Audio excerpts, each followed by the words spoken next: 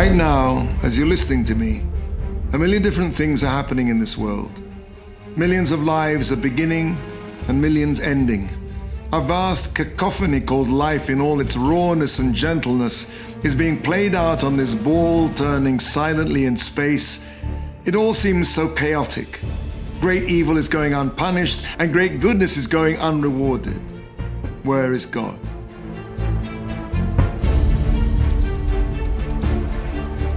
The basic credo of Judaism is that God is one. If God is one, why is this world so full of contradictions to his oneness, so full of conflict? In other words, if he's one, how can evil exist? Ever since I was a boy, I've loved to take photographs. One of my great influences was always Ansel Adams, the doyen of American landscape photographers. Now, possibly Ansel Adams' most iconic photograph is Moonrise over Hernandez. A few months ago, I was glancing through a magazine and I saw again that beautiful photograph. A full moon skirting a low bank of cloud rising majestically above the horizon. The evening sky dark and brooding. My eye traveled down to the caption underneath and I started to read. Ansel Adams wrote, "Because of my unfortunate disregard for the dates of my negatives, I've caused considerable dismay amongst photographic historians." At the suggestion of Bowman Newhall, Dr. David Elmore of the High Altitude Observatory at Boulder, Colorado, put a computer to work to solve the problem.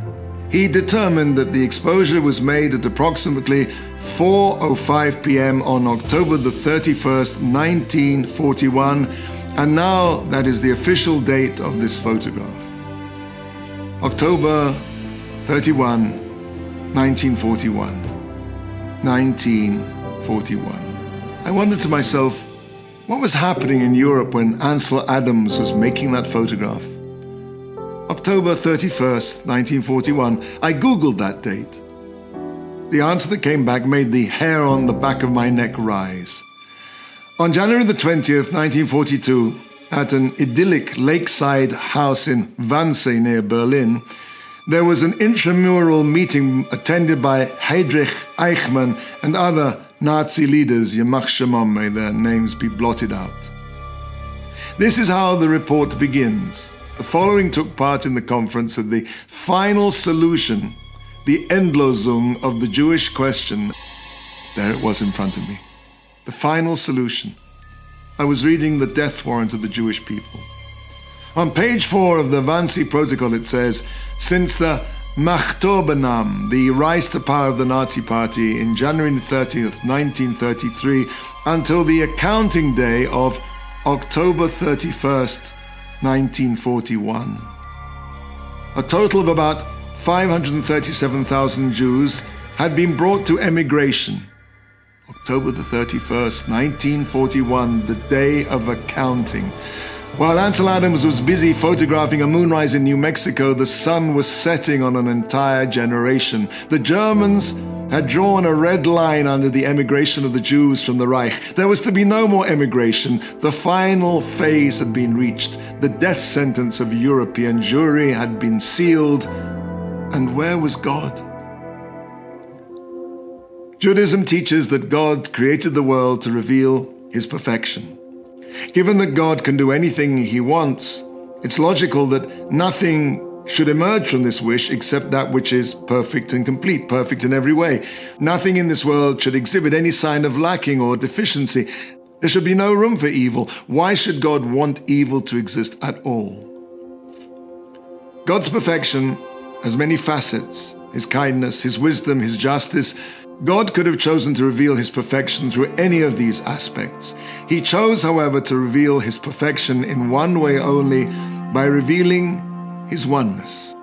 And his oneness is uniquely different from any other aspect of his perfection because, amazing as it may seem, we can understand it. It's a bit like a photograph. All the information of the print is carried in the negative. Even if viewing, so to speak, the print is beyond human capacity, the oneness of God, but the negative defines exactly that positive in the reverse. Since God chose to reveal his perfection through his oneness, and we can only perceive that oneness through its opposite, there must exist in this world the opposite of his oneness, namely evil. But this is no mere spectator sport. God gave the Jewish people the task of eradicating evil from the world, or more precisely, revealing his unity by performing a set of spiritual tasks known as the mitzvot. Every mitzvah has the power to reveal a little more of God's oneness in the world. It's like a dirty window through which the light cannot penetrate. The light itself is in no way diminished by the dirty window, it's just that the light can't go through that window. God's oneness is not diminished in any way by the existence of evil, it's just obscured by it. Every mitzvah cleans away a little of the dirt from that window until the light shines undimmed.